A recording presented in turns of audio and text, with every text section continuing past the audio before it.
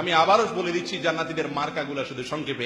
এক, বিনয়ী হওয়া, সবসময় জিতার চেষ্টা না করা, গোয়ার তুমি না করা, ঘাট চড়াবি না করা, নম্র হওয়া, নরম হওয়া।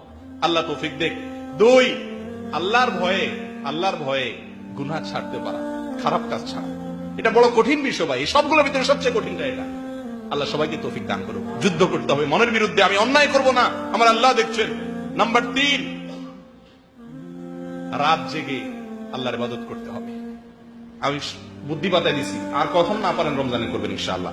নাম্বার চার, যারা চায় ভিক্ষুক অভাবী তাদেরকে দান করবেন, যাকাত দিবেন। নাম্বার পাঁচ, আল্লাহর কাছে ইস্তিগফার করবেন, ক্ষমা চাইবেন তো ইনশাআল্লাহ।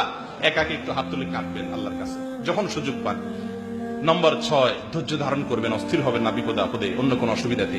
নম্বর সাত, সত্য কথা বলবেন, ঈমান তাওহীদের উপরে থাকবো আমরা। আল্লাহ আমাদের সবাইকে তৌফিক দান করুক।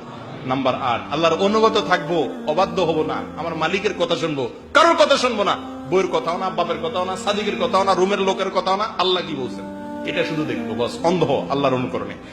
নম্বর নয়, সুদিনে দুর্দিনে সর্বাবস্থায় দান করব। নম্বর 10, রাগ নিয়ন্ত্রণ করব, খেল করব না যখন তখন, মানুষকে ক্ষমা করব।